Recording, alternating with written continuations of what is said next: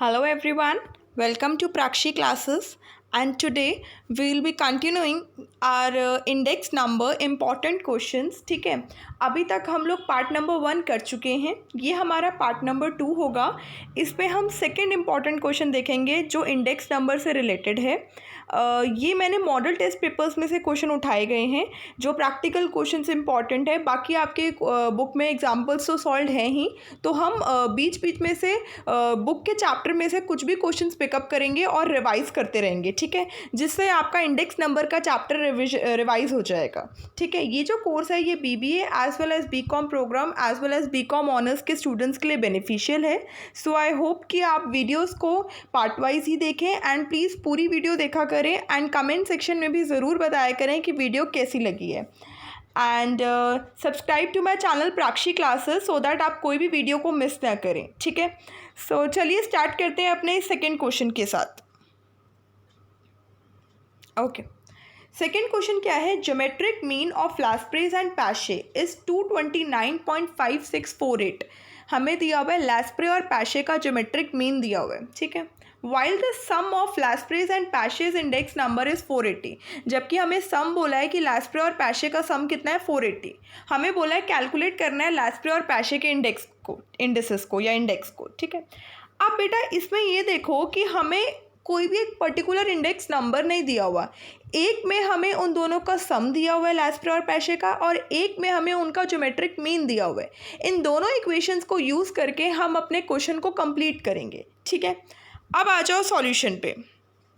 देखो solution, geometric mean of Laspeyres and Paasche. मैंने आपको पिछली पार्ट नंबर 1 वाली वीडियो में बताया था कि जो ज्योमेट्रिक मीन होता है वो ज्योमेट्रिक मीन क्या होता है? किसी भी दो वेरिएबल्स का प्रोडक्ट होता है. तो यहाँ पे हमें किसका बोला है ज्योमेट्रिक मीन? लास्प्रे और पैशे का. तो लास्प्रे और पैशे दोनों अंदर लिख दो. ये प्रोडक्ट होता है, प्रोडक्ट मतलब मल्टीप्लाई, और ज्योमेट्रिक मीन का मतलब अंडर रूट में डाल दो. बात समझ आई? ज्योमेट्रिक मीन किसका होता है? प्रोडक्ट होता है दो वेरिएबल्स का और उनको अंडर रूट में डाल दिया जाता है.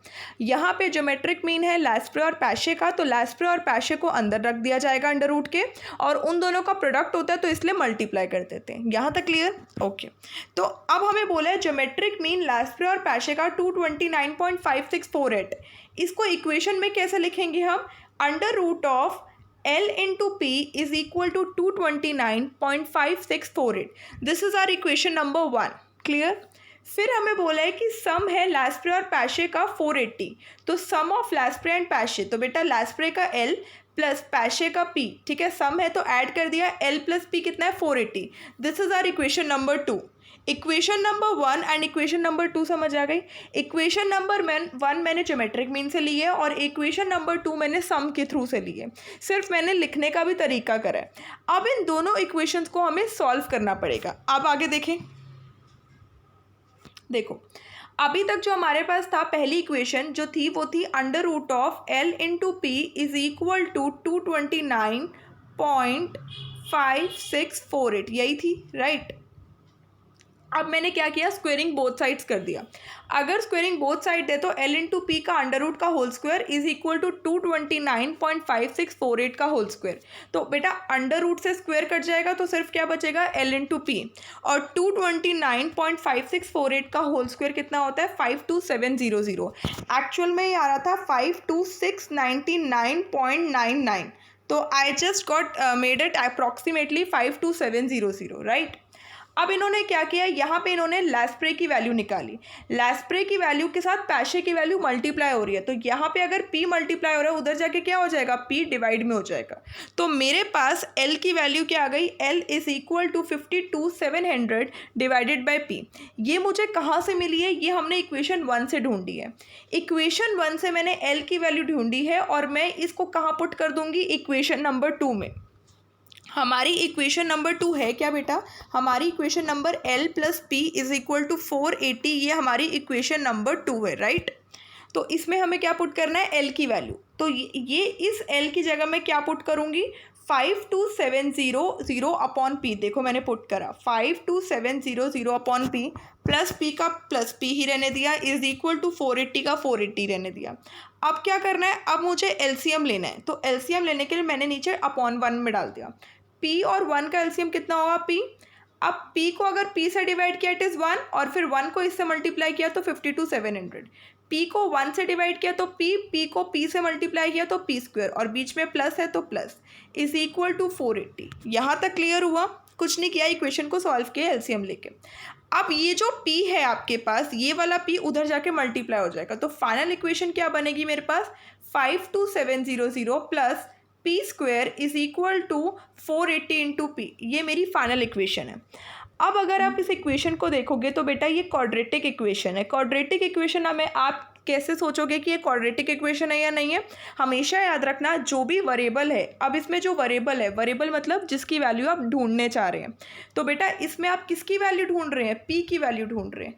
तो जो भी वेरिएबल होता है अगर उसकी पावर 2 तक जाती है तो बेटा देखो p स्क्वायर मतलब पावर 2, तो जब भी उस वेरिएबल की पावर 2 तक जा रही है तो इसका मतलब वो क्वाड्रेटिक इक्वेशन है। क्लियर? बात समझे?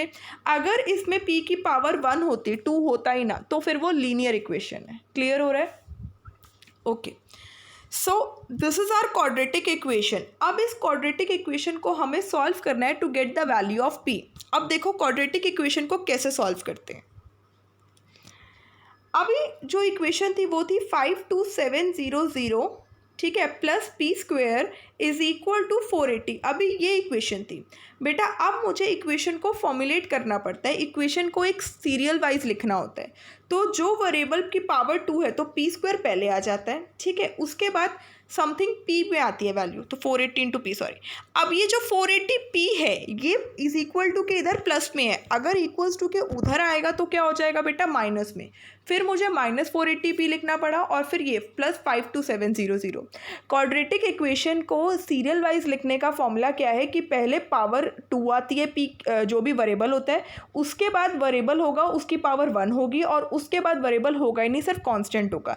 इसलिए पहले जो आएगा वो p स्क्वायर आएगा, उसके बाद कुछ p में होना चाहिए, तो p में हमारे पास 480p है, बट जो 480p था वो इक्वल्स टू के उस तरफ था, इक्वल्स टू के इस तरफ लेकर आई तो वो माइनस हो गया, और प्लस जो कांस्टेंट नंबर है 52700। तो अब इक्वल्स टू के बाद क्या लग जाएगा? इक्वल्स टू के बाद 0 लग जाएगा, क्योंकि इक्वल्स टू में कुछ रहा ही नहीं। अब बात समझ आ रही है? तो दैट मीन्स मेरी जो मेन जो क्वाड्रेटिक इक्वेशन हुई वो मेरी मेन क्वाड्रेटिक इक्वेशन क्या रही? P square minus 480p plus 52700 is equal to 0। अब इस क्वाड्रेटिक इक्वेशन को हमें सॉल्व करना है। क्वाड्रेटिक इक्वेशन को सॉल्व करने के लिए बेटा ये फॉर्मूला होता है। क्या फॉर्मूला होता है? Minus b plus minus under root of B square minus 4ac upon 2a। ये क्वाड्रेटिक इक्वेशन को सॉल्व करने का फॉर्मूला होता है। अब बच्चा ये सोचेगा कि ये a क्या है, b क्या है और ये c क्या है। अब देख लो बेटा, ये a क्या होता है? a होता है कोफिशिएंट ऑफ जो वेरिएबल जिसकी पावर 2 है। अभी यहाँ पे हमारे पास इस इक्वेशन में पावर 2 किसकी है? p की है, तो p की पावर 2। इसके आगे क्या कोफिशिएंट है? वो होता है a। बेटा सिर्फ हमारे पास p स्क्वायर है, क्वेश्चन में दिख रहा है आपको, तो इसके आगे कोई भी नंबर नहीं है, तो उसको हम 1 बोल देते हैं। 1 को p स्क्वायर से मल्टीप्लाई करोगे तो भी तो p स्क्वायर ही रहेगा ना। तो यहाँ पे a की वैल्यू क्या आ गई? 1। तो यहाँ पे a, b और c क्या होते हैं? कोफिशिएंट्स होते हैं। बात समझ आ रही है? अब जैसे b कैसे निकालेंगे, देखो b क्या होगा? जो हमारा वेरिएबल है p जिसकी पावर 1 है उसके आगे क्या है? तो बेटा अगर आप देखो तो उसके आगे लिखा हुआ है माइनस 480, तो this b is the coefficient of p, तो माइनस 480 हमारा b है। बात समझ आ रही है? ओके। अब अगर आप देखोगे कि c क्या है? c stands for constant. इस इक्वेशन में कांस्टेंट वैल्यू क्या है? 52700 है। बात समझ आ रही है? क्वाड्रेटिक इक्वेशन में 3 लेटर्स होते हैं a, b, c। a कैसे निकलता है? जो आपका वेरिएबल है जिसकी पावर 2 है उसके आगे नंबर देखो क्या लिखा हुआ है, दैट इज जो कोफिशिएंट होता है किसका? पावर 2 का, ठीक है, वेरिएबल की पावर 2 का।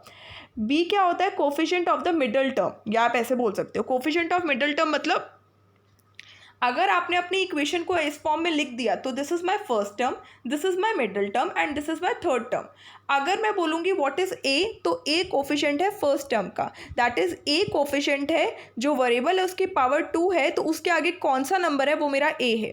b क्या है? मिडिल टर्म, तो मिडिल टर्म क्या है? माइनस 480p, तो कोफिशिएंट क्या हुआ? नंबर, तो माइनस 480। c क्या है? कांस्टेंट नंबर, तो थर्ड टर्म 52700। बात समझ आ रही है? या तो टर्म्स वाइज कर लो या वैसे सोच लो कि अगर वेरिएबल की पावर 2 है तो उसके आगे जो नंबर होगा वो a है, वेरिएबल की पावर 1 है तो उसके आगे जो नंबर होगा वो b है, और अगर कोई वेरिएबल नहीं है सिर्फ कांस्टेंट नंबर है तो वो c है। बात समझ आई है? तो क्लियर हुआ? कोई डाउट हो तो मुझे कमेंट सेक्शन में बता देना, मैं दोबारा से समझा दूंगी। तो यहाँ पे a क्या है, जो हमारा वेरिएबल है जिसकी पावर 2 है उसके आगे कोई नंबर नहीं है तो सिर्फ हम उसको 1 मानते हैं। हमारा b क्या हुआ, जो हमारा वेरिएबल है जिसकी पावर 1 है उसके आगे नंबर क्या है -480, और हमारा c क्या है, कांस्टेंट नंबर, दैट इज़ 52700। अब ए बी और सी की वैल्यू आ गई तो आपको सिर्फ प्लॉट करना है। बेटा ये ऑलरेडी बाहर माइनस लगा हुआ है तो बाहर मैंने माइनस लगा दिया। What is my B, B is -480, तो -480 ब्रैकेट में रखा, प्लस माइनस लगा दिया, अंडर रूट किया, बी स्क्वायर, बेटा बी क्या है -480, दैट इज़ -480 को -480 से मल्टीप्लाई करना है। मैंने आपको बताया था किसी भी नेगेटिव नंबर का अगर आप स्क्वायर करते हैं तो हमेशा याद रखना पॉजिटिव नंबर आता है, क्योंकि माइनस माइनस से कट जाता है। क्लियर? फिर -4ac, -4 into a1 into c 52700, -480 का स्क्वायर आ रहा है 230400, और इसको मल्टीप्लाई करने पे आंसर आ रहा है 210800। इन दोनों को सॉल्व करा, माइनस किया तो 19600 आ रहा है। इस 1960 का अंडर रूट लिया तो अंडर रूट की वैल्यू आ रही है 140, और 480 माइनस 480 क्या हो जाएंगे, +480। देखो क्लियर हो रहा है? मैंने क्योंकि बेटा माइंड आपका क्या है, एक सेकेंड, सॉरी, हाँ बेटा अभी ये क्या लिखा था, -480। मैंने आपको एक चीज़ बताई थी, ब्रैकेट मीन्स, ब्रैकेट का मतलब क्या होता है, मल्टीप्लाई। इसका मतलब माइनस मल्टीप्लाई बाय -480, राइट? मैंने आपको क्या बताया था, माइनस माइनस कट जाते हैं मल्टीप्लाई में, तो सिर्फ क्या रहेगा 480, इस वजह से मैंने +480 लिखा है। क्लियर हो रहा है पॉइंट? और इसका अंडर रूट 19600 आ रहा था, उसका अंडर रूट लेकर आंसर क्या आ रहा है 140। अब बच्चा ये कंफ्यूज होगा कि हम एक साइन लगाते हैं, या तो हम 480 + 140 लिखते हैं, राइट, या हम 480 - 140 लिखते हैं, बट मैंने एक ही इक्वेशन में दोनों साइन इकट्ठे लगा दिए। देख रहे हो आप? ये देखो, ठीक है, अपॉन में क्या था 2 × a, तो a क्या है 1, 2 × 1 2, ठीक है, ये अपन। तो इसका जब हम दोनों साइंस एक साथ लगा देते हैं तो बेटा इसका मतलब होता है एक बार 480 में आप 140 ऐड कर रहे हो और एक बार 480 में आप 140 माइनस कर रहे हो। जब भी किसी इक्वेशन में दोनों फॉर्मूलेस लग रहे हैं, दोनों साइंस लग रहे हैं, सॉरी, तो इसका मतलब होता है कि एक बार वो प्लस होगा और एक बार वो माइनस होगा। बात क्लियर? समझ आया? तो इसका मतलब है अगर आप नेक्स्ट वीडियो में देखें तो 480 एक बार प्लस हो रहा है 140 से डिवाइडेड बाय 2, और एक बार 480 - 140 हो रहा है डिवाइडेड बाय 2। 480 में अगर 140 ऐड करें तो it is 620, right, divided by 2 is 310, और 480 में 140 माइनस करें तो it is 340, divided by 2 is 170। इसका मतलब है मेरे पास दो वैल्यूज़ आ गई, 310 एंड 70। अगर आप ये देखें तो हम जो अभी क्वेश्चन कर रहे थे उसमें हम क्या कर रहे थे, उसमें हमने ये P लिया हुआ है। What is this P? This is पैशे इंडेक्स। इसका मतलब है जो आपके पास वैल्यू निकली है पहली, वो किसको डिनोट करेगी? पैशे के इंडेक्स को। तो पैशे का इंडेक्स क्या होगा 310, और लास्प्रिस का इंडेक्स क्या होगा 170। बट अगर आप ये सोचें तो हम ये भी कर सकते थे, पहले माइनस कर दिया और बाद में प्लस कर दिया, तो बेटा इसमें कोई बड़ा इशू नहीं है, वो भी हो सकता था। तो आंसर में जब आप लास्ट आंसर लिखेंगे तो आप ये लिख सकते हैं कि Paasche's index is 310 and Laspeyres index is 170, और vice versa. It can be Laspeyres index can be 310 और पैशेस इंडेक्सेस कैन बी 170, ठीक है, क्योंकि हमें इस क्वेश्चन में ये पूछा है कि लास्प्रे और पैशे का इंडेक्स क्या होगा, पर्टिकुलरली अलग अलग नहीं पूछा, क्योंकि जो क्वेश्चन है उसमें हमें दोनों का कंसेप्ट का एडिट करके और ज्योमेट्रिक मीन करके दिया होता है। तो जब भी आप एक क्वाड्रेटिक इक्वेशन सॉल्व करते हैं तो हमेशा याद रखिएगा जो वैल्यूज़ होती हैं वो दो निकलती हैं, या तो दोनों में से दोनों ही पॉजिटिव वैल्यूज़ निकलती हैं या एक नेगेटिव वैल्यू निकलती है, तो एक को हम इग्नोर कर देते हैं। बट इस केस में हमारे पास दोनों ही पॉजिटिव वैल्यू निकली है तो मैं किसी को भी इग्नोर नहीं कर सकती, तो मुझे दोनों ही वैल्यूज़ को अज्यूम करके चलना होगा। तो अब आपका जो फाइनल आंसर होगा वो ये होगा कि लास्ट पैशेस इंडेक्स इज 310 और लास्प्रेस इंडेक्स इज 170 और वाइस वर्सा। क्लियर हुआ पॉइंट? समझ आया है कंसेप्ट आपको कि मैंने क्या किया है? ज्योमेट्रिक मीन एक बार मुझे दिया हुआ था और एक बार मुझे सम दिया होता। ज्योमेट्रिक मीन को यूज़ करके मैंने एल की वैल्यू निकाली, उस एल की वैल्यू को मैंने दूसरी इक्वेशन में पुट किया तो वो क्वाड्रेटिक इक्वेशन बन गई। क्वाड्रेटिक इक्वेशन का फॉर्मूला लगाया, फॉर्मूला लगाकर मैंने वैल्यूज़ पुट करी और मैंने पैशे के इंडेक्स की वैल्यू निकाली।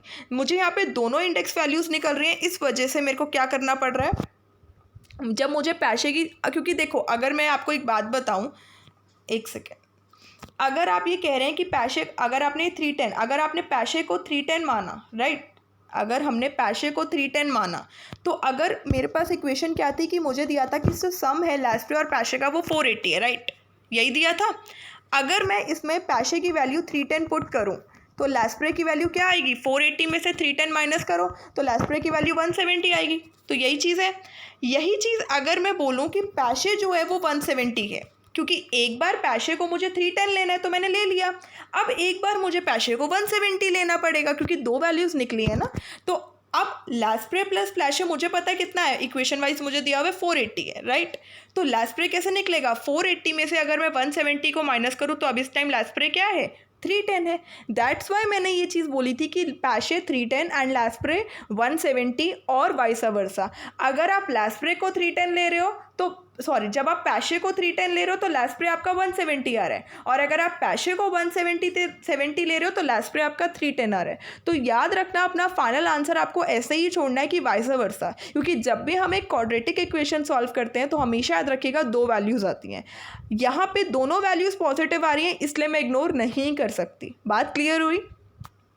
Okay, so thank you so much guys for watching this video. I hope ये वीडियो आपको पसंद आई होगी तो प्लीज़ लाइक ज़रूर करिए एंड कमेंट करके मुझे ज़रूर बताना कि कैसी लगी आपको video, and subscribe to my channel Prakshi classes so that जैसे ही वीडियो अपलोड हो आपके पास वीडियो की नोटिफिकेशन आ जाए और आप कोई भी पार्ट मिस ना करें, ठीक है। So be safe at your home and continue your preparation, utilise this time most usefully, कि ये टाइम ऐसा ना लगे कि बीत गया, बस उसको अच्छे से यूज़ करो। बहुत कुछ चीज़ें हैं जो आप सीख सकते हैं यूट्यूब से, so please use this time and thank you so much. Bye bye, take care.